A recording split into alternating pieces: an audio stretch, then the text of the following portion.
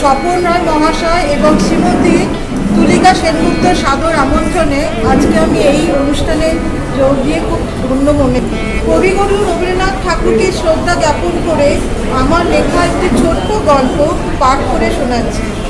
গল্পের নাম রবির দেশে।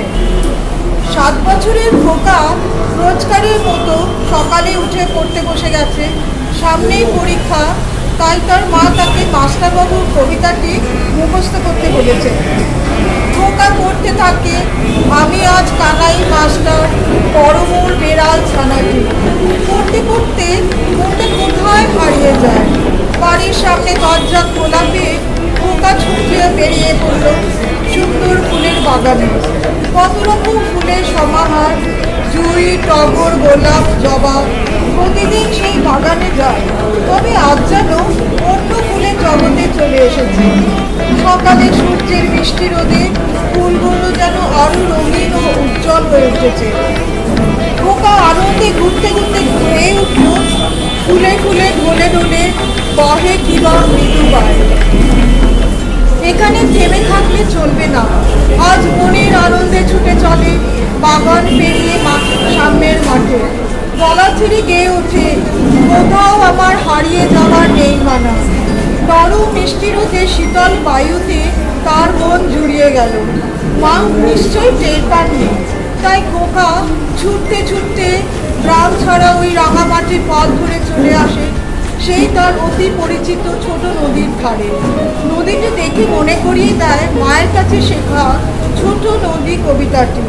নদীটি এঁকে বেঁকে বয়ে চলেছে, দুই ধারে সাদা কাশ ফুলে ভরে আছে। নদীর দুই ধারে চিকচিক করছে বালি। এই দৃশ্য থেকে সে মুগ্ধ। খোকা মা নদী পেছন ফিরে ছুটে চলে দূরে, আরো দূরে। উপরে আকাশ পানে চেয়ে গেয়ে ওঠে, এই আকাশে আমার মুক্তি আলোয় আলো। দৌড়তে দৌড়তে সে কখন ঘন বনে প্রবেশ করেছে তার খেয়ালই নেই। প্রথমে একটু ভয় পায়, তবে অনেক পশু পাখি দেখে আনন্দে মেতে ওঠে। দূরে দেখতে পেল অনেক ময়ূর ঘুরে বেড়াচ্ছে, তার মধ্যে একটা পেখম তুলে নাচছে। এই মনোরম দৃশ্য দেখে গেয়ে ওঠে, হৃদয় আমার নাচিরে আজকে ময়ূরের মতো নাচিরে। একটু এগোতেই দেখতে পেল একদল হরিণ কাঁচা পিঠে রোদের আলোয় চকচক করছে সোনার মতো। তাদের পেছনে ছুটতে ছুটতে গেয়ে ওঠে, তোরা যে যা বলিস ভাই, আমার সোনার হরিণ চাই। ওদের পেছনে ছুটতে ছুটতে হঠাৎ থেমে পড়ে। হারে রে রে রে, সত্যি তো গাছের আড়াল থেকে একদল ডাকাত হারে রে রে রে রং তুলে তার দিকে ছুটে আসছে। চোখ কচলে ভালো করে তাকিয়ে দেখে মাথায় ঝাঁকড়া চুল, কানে গোঁজা লাল জবা ফুল, হাতে তাদের লাঠি। বীরপুরুষ কবিতায় পড়া ডাকাতদের মতন। না, ভয় পেলে চলবে না, আজ সে বড় হয়েছে, বীর হয়েছে, তাদেরকে পরাজিত করতেই হবে ভেবে এগোতেই মাথায় জোরে আঘাত। মাথায় ব্যথার চোখে চিৎকার করে দৌড়ে তার মা ছুটে এসে দেখে খোকা ডান হাত দিয়ে কপালটা চেপে ধরেছে।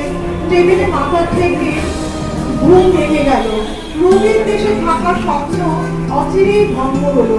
মনে পড়ে গেল কবিতা মুখস্থ করতে করতে কখন দেশে ঘুমিয়ে পড়েছে খেয়ালে নেই। আসলে খোকা বড় হচ্ছে মায়ের কাছে শেখা রবি ঠাকুরের কবিতা, ছড়া, গল্প ও গানের মধ্যে দিয়ে। সকলের জাগরণে সে যে রবির দেশেই ঘুরে বেড়ায়।